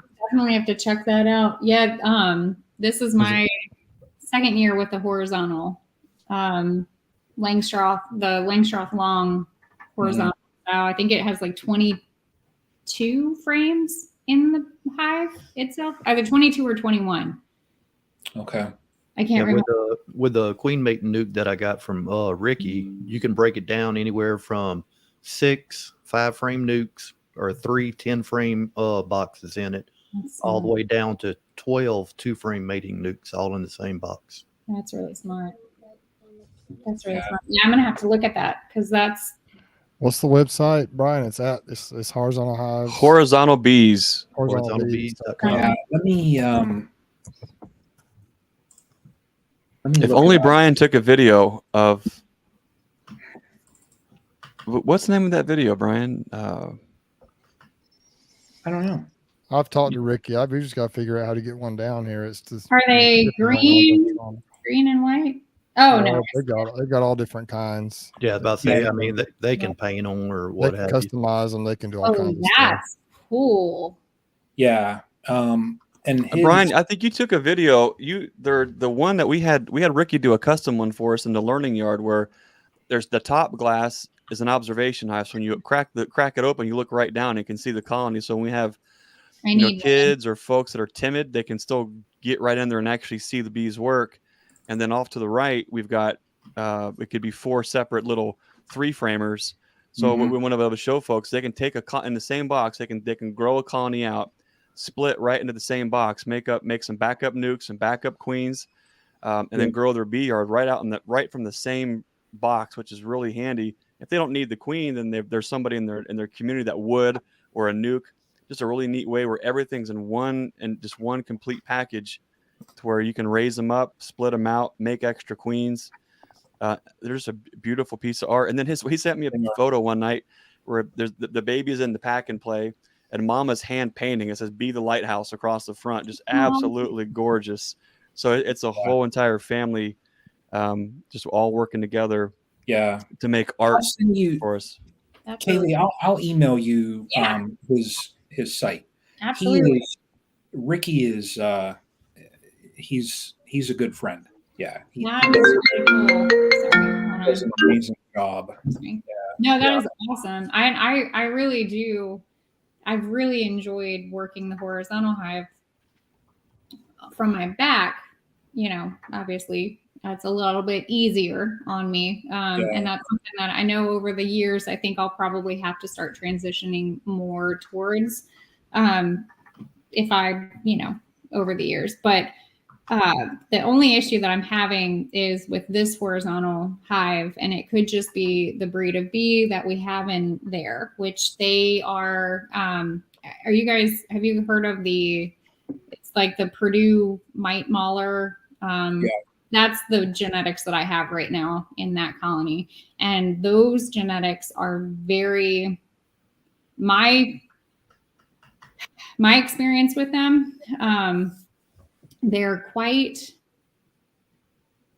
eager to swarm.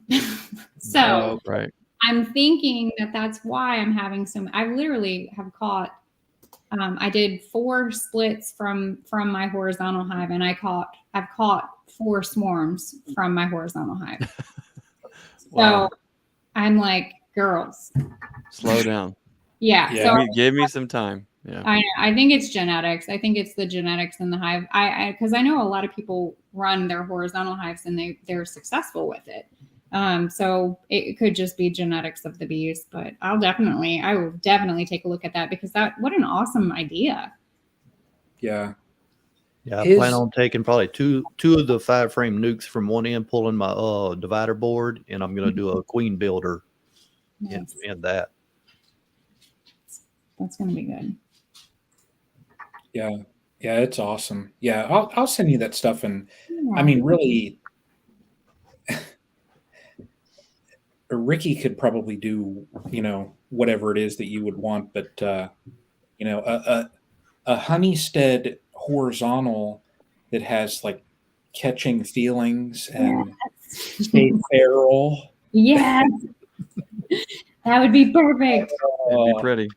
That's awesome. Cool. That would be cool. I have to go next to the apothecary. That one might have to be a special little beekeeper's apothecary, especially with the observation. That is very, very cool. But and speaking of Ricky and his horizontal hives for Hive Life next year, he's done got in contact with me, and he's want me to be in his booth for next year to help him out with everything. Cool. That's awesome. Yeah, that is awesome.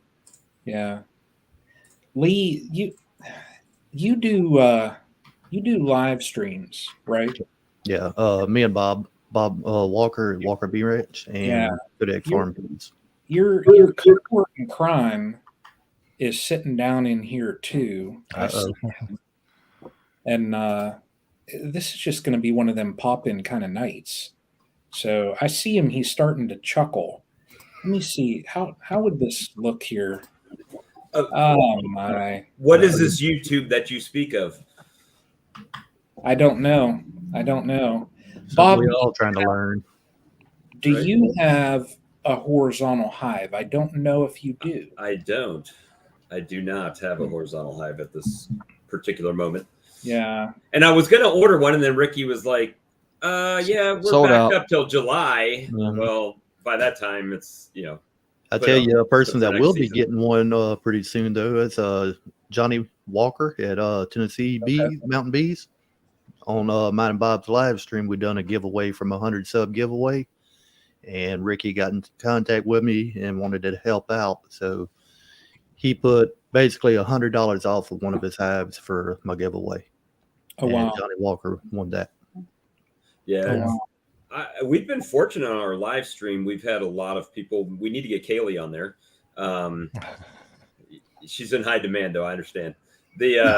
I'm right now, like, you can't see it. I'm making sure, because Bob, I'm following you right now. Lee, I just followed you because I'm like, okay, I'm already following Bruce, Greg, Brian. Well, we've been pretty fortunate. We've had a lot of support from, we've had Ian on, Yappy. You guys have all been on the stream. Yeah. Mr. Ed. Yeah. But Dirt Rooster comes like every other week when he's going through a drive-through. He pops in, and we've been taking bets every time he comes in. Where he's what drive-through he's at. But it's the whole community, though. That's what I mean. This is just I've told both of the stream team guys that are up there up above stream me. Teamers, right? The stream teamers. I've told them, we had this talk, gosh, I guess it's been several months ago now, about, it was just tattoos. Right. The tattoo talk. Are we getting the stream team across our neck? Is that what we're doing? Exactly. Right. Right. No. Yeah. Haley was like, yeah, Oh yeah. I have a bee. So. Yeah. But there's horizontal bees right there. Ricky, we're talking about you, buddy. But my whole vision of doing these lives, it's this right here. It's community, right? It is this right here. It's just building this community and just connecting everybody and everybody. I must say, Greg's video is looking mighty crisp tonight compared to nights past. Looks good, Greg. I don't know what the deal is. I'm on low quality. I got no internet out here in the middle of nowhere. So I don't know. Look good though. You're looking mighty. I've got a face for radio over there, right? Hey, you and I both. I wouldn't go there. Not this guy. Hey, that deserves a shot of Hive Life. Hive Alive. No. Hey, as long as it ain't Swarm Commander. Yeah. Well, speaking of Swarm Commander, that's where I'll be at Hive Life this year. I'm helping out Lightwood Bee Companies. So we're going to have a Swarm Commander booth, do a little bit Honeybee Gone, and Beekeeper's Choice supplement. So the owner of Lightwood Bee Company, who created those items, is a disabled vet, and he's going through kidney failure. So he's got to have dialysis 5 times a week. So physically, he cannot go.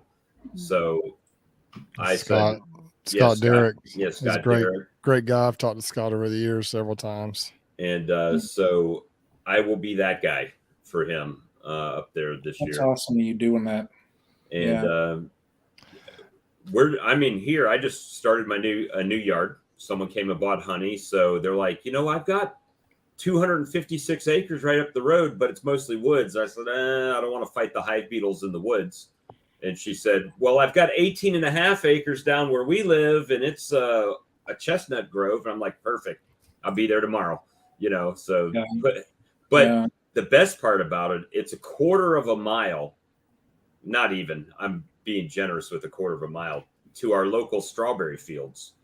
So we're going to see how it goes over there. But I mean, went over there today, got a video going to drop at 10:30 because I give you all your 2.5 hour block of time. Yeah, I'm not going. Yeah. Kaylee, I'll warn you. So you went to these 2 channels and you I clicked. apologize in advance. All right. And horizontal too. I found horizontal. I'm like, following. Excellent. Excellent. Be prepared for bring plenty of caffeine. Be prepared for the content to just flow. Yeah, forever. It flows forever. It never stop. They never stop. You know, it's constant live stream, like constantly. But you know what? It's like these. You know, you get in there, you start talking about bees, you get on a topic, and it just goes and goes, and you know, and then you can tell when I'm getting tired. I'm like, Lee, what time do you have to go to work tomorrow? Great, we got to go. You know, when you have to kick Yappy B Man and Randy McCaffrey out of your live stream because Lee's got to go to work. You know, it's. I get up at 4 every morning, and we've had nights we went till 11 o'clock at night doing live streams. Yeah, it's easy. It's really easy to do. It is so easy to do, and especially everybody gets in the comments and talking and asking questions and coming in. I mean, it just flows. And we get, you know, Sunday night we usually do a live stream. It's our No Life Beekeeper chat, right? It's just like a bunch of beekeepers just hanging out, nothing better to do, just hanging out, talking about bees, you know. And we didn't do it this week, and I'm getting emails. Hey, why no live? What's going on? Give us. Hey, we got Jose in here. Brian, you were telling me earlier about those California bee queens. Tell Jose how they're doing, man. You were bragging on those things a little bit, just before we got on the chat. Yep. So, Kaylee, if you want to, we're throwing all kind of channels out at you. It's the California Beekeeper. All right, I'm gonna find them. And listen, he's got his kids. He got them involved, and they're just his little boys. I think 4 or 5 years old now, and they are just this is the funnest channel ever. Kaylee, you'll see little Max in a little bee outfit. He's awesome. He is. Yeah. I'll tell you, I ordered a couple queens from Jose, and I got them on the 10th. So I've had them 9 days. 9 days, yeah. They were released. I installed them on a Tuesday. Last Friday, I just went to check and just to see if they were out, and they were. And already, I mean, they are just blowing up the frames with eggs and that. I mean, I'm seeing there's larvae and everything, and I was just like, okay. So yeah, they are awesome. And he sent me also a Caucasian hybrid that she is just like that jet black. And I can't wait to just see how just the genetics and how all those bees look coming out of that colony. Yeah. Oh, I'm just I am so excited. I want to say I talked to Jose one evening a few days ago, and we probably talked for 45 minutes just about his principles and just what he's trying to do. And he's really he's a student of the game, so to speak. I mean, he is really trying to develop his stock, make it better. Yeah. And I'm just so impressed with what he's doing. I'd like to get some of his Caucasian queens because they say they're higher production in the propolis. And that's what I'm wanting to try and make the propolis tinctures. Yes.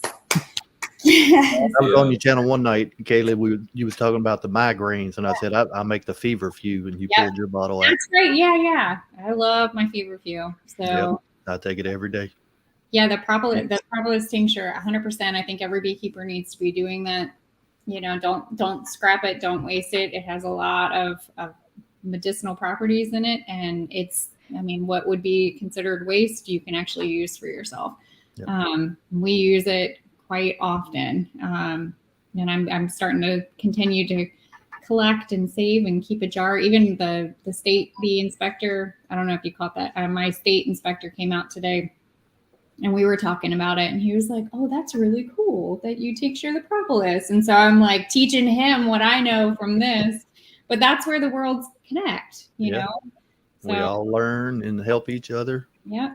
I've been working with a rancher out of Arizona, and he's really into survival and prepping, you know, and he ordered a case of honey from me, and then he took it to his buddy, and he's like, "I want 12 cases of honey." I'm like, "Okay, no problem," you know. And he picked up his case of honey from the post office day before yesterday. Yeah, I think it was Tuesday. And they stopped by a diner in the little town because they live out in the middle of nowhere. And he said they had Walmart honey in there, and they took the Walmart honey out and shot it with 357s. And out of 12 bottles of honey, he took one bottle home, and the rest stayed at the diner. Yeah. For people to eat. So it's pretty cool that it's starting to cross over with different, you know, niches, and so I really enjoy it. I really am trying to find I call it beekenomics, right? Where can I fill a void in beekeeping in my area? And I got a grafting set here, but I haven't grafted yet. But nobody had queens in this area. Nobody could find queens. Even Scott Derrick at Blythewood Bee Company didn't have queens. So I went and bought about 75 queens over a week and a half from a producer, and I was banking them. And then people would call the bee store for queens, and they would give them my number, and they would drive to my house and buy queens. So I was getting, you know, a little bit of profit in there, but not any more than they would have paid to have them shipped from somewhere. So, you know, just trying to find a little way to help and generate a little bit of bee income. I've sold a couple nukes this year. And when I say a couple, I literally 2 nukes. And you know, that's just okay though. Yeah, I mean, but I went from 12 overwintered colonies, and now I'm sitting at 35 with a second yard. So busy. Yeah, well, you know, and it's 97 degrees during the day, so yeah, it definitely keeps you busy. Between me working so much and then trying to do bees in 4 different yards, I hardly ever get a break. But I enjoy it. I'm getting ready to bring in my first. I've got a few young ladies that are wanting to intern. And so that's going to be my project this summer, is by taking them, and they're going to intern with me. And then I'm going to get them set up with colonies so they can have them on their own property. But I'm the same way. And I mean, I need multiple people to help me do the things that we're doing here. I'm going to continue. And right now, farming for me has changed. Instead of necessarily selling a product like I used to with like raising the livestock and doing that, farming for me has now shifted towards education. And so I'm still farming and I'm still doing it, but I'm not having to load up and go to the farmer's market. I'm not having to, carry that. But it's a different way of farming, and even with beekeeping. And that's why, like, you guys have platforms, you know, small ones, but we got them. I'm very small, but it grows though, you know, and that's where, I mean, looking at YouTube as a business, as a farming business, it's another way to help generate help provide for your own well, farm. it's funny how everything kind of leads into something else, right? Bruce, matter of fact, one of the guys that bought a queen from me, or actually 2 queens last weekend, was at the temple. And at any rate, the local missionaries may be coming over to learn beekeeping and give me a hand in the bee yard. So that'll be fun. And and it's something they could take home to wherever they're from and hopefully start beekeeping there. So Kaylee, if folks if they don't know about your YouTube channel, The Honeystead, where can they find all the things that The Honeystead has to offer? So I post on, I got my website up and running. It's just the www.thehoneystead.com. And I have my workshops up there that we'll be doing. And I try to add workshops. I have a beekeeping workshop coming up next month. And then we do another one in October for the Homesteaders of America conference. But most of that's it. And then that's my apothecary. It's so pretty. Wow, it's incredible. It's definitely it's gorgeous in there. Where can folks find the sweet t-shirts? The sweet t-shirts I have, you know what? I need to add that link to that. That's a good point. I will add that link to that because I'll have to add that link. Instagram and Facebook are the other platforms that I share on as well. I'm still learning the technical aspect of it all and tying it all together. I'm like, what is that? You know, but yeah, we try to share. I try to post at least 2 to 3 videos a week and I go back and forth between beekeeping, gardening, homesteading, herbalism, foraging. So try to keep the content relevant because, you know, it's really hard. Like right now I have at least 3 videos recorded and I'm like, I have to post putting them out because, you know, I can't just dump them all in one lump sum, even though sometimes I do. That's what I do. I'll find those that are watching. I have that link for her shirt. I see it on Instagram, so I'll plug it in the description. You know, just wait for after this live, and I'll plug that into the description, and I'll plug in, you know, your website and stuff as well. So appreciate it. Thanks for spending so much time with us tonight. We know you're busy. You've got lots of stuff to do. It was fun having you on. Thanks for joining us. Sure was. I was like, you know what? I had a couple minutes. I know Brian messaged me. I was like, okay, I'm here. So, but yeah. We always say also, what do we say when we started this tonight? It's going to be 90 minutes, right? Yeah. I waited 90 minutes to get in. What are you talking about? I mean, not for nothing, but I was waiting in the back room before you guys had asked Kaylee to come on. Just saying. Sorry. No, don't worry about it. I sent Brian a message. I said I would have preempted me too. Don't worry about it. By the way, Bob, I need that shirt. Is that Game of Drones? This is my own gear. I need that. Okay. That shirt.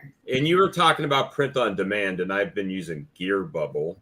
This is a Gildan t-shirt, high quality. No, just message me that link because I need to. My dad, I want to get that for my dad. If you guys mind if I drop the link in the chat or no? Yeah, go ahead. All right, let me see. My dad wants an extreme beekeeping shirt, and I'm like, nice. That's pretty good. That's a pretty good one, yeah. Game of Drones. That's awesome. Yeah. I can't drop it on my Facebook. Let me see over here. So Bob, I know you got a ton of stuff coming up. Lee, what do you have? Lee, you're busy, buddy. What do you got coming up on the radar? Hopefully this weekend adding more supers. I had to add some last year, but our tallow flow is pretty much wide open right now. So I'm going to add more supers, and I'm hoping after the flow this year, do a couple of small splits, and I'm going to try to rear some queens with a NICOT system, hopefully in the next week or two, get that started. Good deal. That way, as soon as the flow is over and I do a split, I'll have either a queen cell or a freshly hatched virgin to put in. Good deal. Hey, I'm gonna tell you, for a piece of equipment, I know you guys won't find any videos on it, but that pneumatic bottling valve is the money. It is on point. Okay. I did like 8 cases of 1-pounders in like 30 minutes before the show. Yeah, it's just hit the pedal, fill it up, put a cap on it. Wow. I mean, I had a few oops moments, but for the most part, got it down. Yeah, nice. A little overflow. Right, what's up? What's on the horizon here for Nature's Image Farm? Well, Brian, thanks for asking. We've been on here forever, so I won't bore people with all the details, but we are just we're finished up getting all the nukes ready and balanced and looking beautiful, and getting all the boxes wax dipped to go to their forever homes.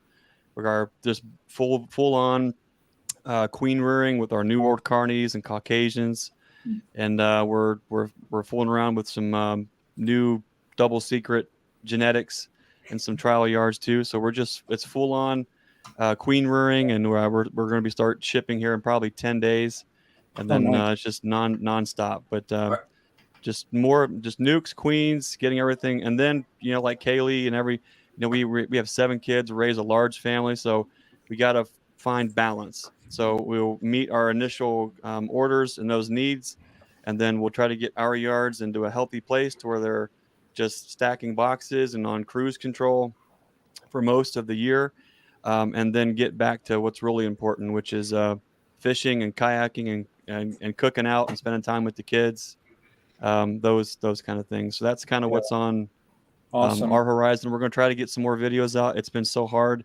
Like Kaylee's son, ours is 15, getting ready to turn 16, and he's my camera guy.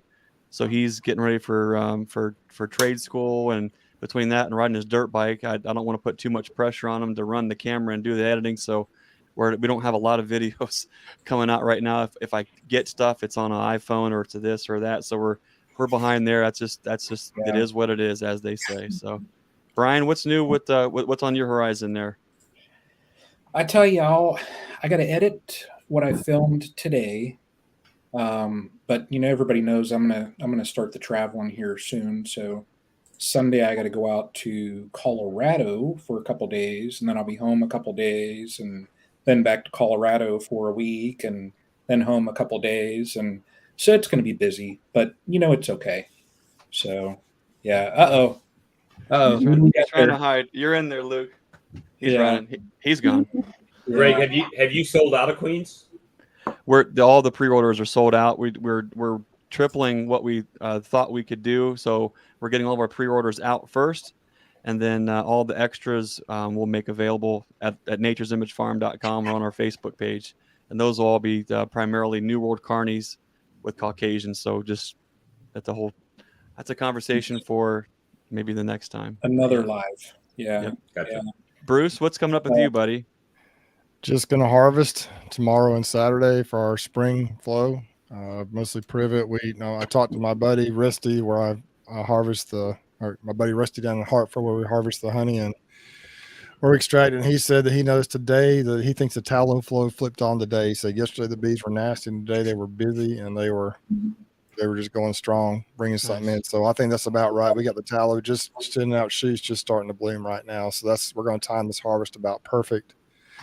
I've said it before, and Lee, I know you'd agree. The tallow flow down here is just unreal. That's our number one. Ours are hanging down long tendrils now. Ours aren't at that point yet, but they're about to be. So if I can harvest it now, pull the privet off, everything is basically fully capped, stick it back on there, they'll fill everything back up again, and we're going to have hopefully a really good crop. Yeah, I've got a bunch capped now. I'm having to pull. So we'll harvest tomorrow and we'll pull tomorrow, extract Saturday. Then we'll harvest again probably in about a month, 4 to 5 weeks, whenever we get a chance to finish it out. And then it's just going to be a matter of trying to control beetles, mites, and just try to make sure, just go in them and see how they're doing and try to survive the dearth, which is never a fun experience, and then get ready for fall stuff and get ready for next year. So it's just one step after the other. I've about got as many bees as I want. I do have 20 of those beautiful queens coming from Greg. I think it's either 20 or 25 here in about within the next month or so. And so I'm excited about trying those out. And I don't know if I'm going to put them, make splits or maybe use them for some of my weaker colonies, but we're going to figure out something with them because I'm ready to. My genetics are much better now. I think they're much nicer. My bees as a whole, because I got some of Jose's queens, some of Josh's queens down from Florida, going to get some of Greg's. And so I'm pretty excited about it. But I don't know. I really don't know what's coming up. I just know I'm going to be busy because I'm always so stinking busy. But that's how it rolls. Awesome. Well, tell you what, I hate to do it, but I know we can talk all night, but yeah. They can come to our channel for the after party. It's getting late. After party on Bob's channel. There you go. They'll just be getting started when we get off here. That's right. Go over their channel if you want to watch. If you want to stay up till midnight, watch their channel. Yeah, Walker B Ranch or Kodiak Farm. That's right. We can multi-stream. I want to say I appreciate all you guys and how unique and diverse we all are as people, as YouTube channels. I appreciate all you guys and just being yourself, just doing what you do. I just want to say thanks and I appreciate you guys. Appreciate you guys too. Awesome. Thank Yep. you. Well, hang out 1 minute, and I'm going to run a video and hang out 1 minute, and we'll wrap it up. So, hey, can I say one thing before you click off? Sure, Maybe? Bob. Okay. Sorry.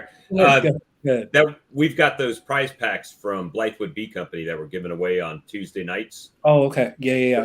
Plug that. Yeah. We've got 3 more weeks. Yeah, we got 3 more. 5 prize packs. It's a wood pulp swarm trap, a swarm commander, 2-ounce bottle, 16-ounce bottle of honeybee gone, and a 16-ounce bottle of Beekeeper's Choice feeding stimulant. So I'll be using that honeybee gone tomorrow on my fume boards. That stuff is awesome. It's a great product. Nice. So, I'll plug everybody's links in the description. Give me till tomorrow morning. But I'll plug in Kaylee's stuff. I'll throw in Ricky's, everybody's that we spoke about here.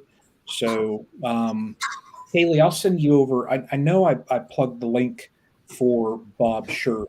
Yeah, I did get that. Okay. I'll put it in the private chat too. Cool. Thank you. Okay. Yeah. But yeah, I'll shoot you an email with Ricky's contact info. And yeah. So, but I hate to do it, but I got to click that. Play that beautiful bean footage. I know. I'm going to click the video. So y'all take care. Everybody that threw in those super chats and all that stuff, like I said, I just really appreciate that. So really helps out and helps out the bees. Mm-hmm. So, but you all take care and till the next live. Thanks, guys. Bye.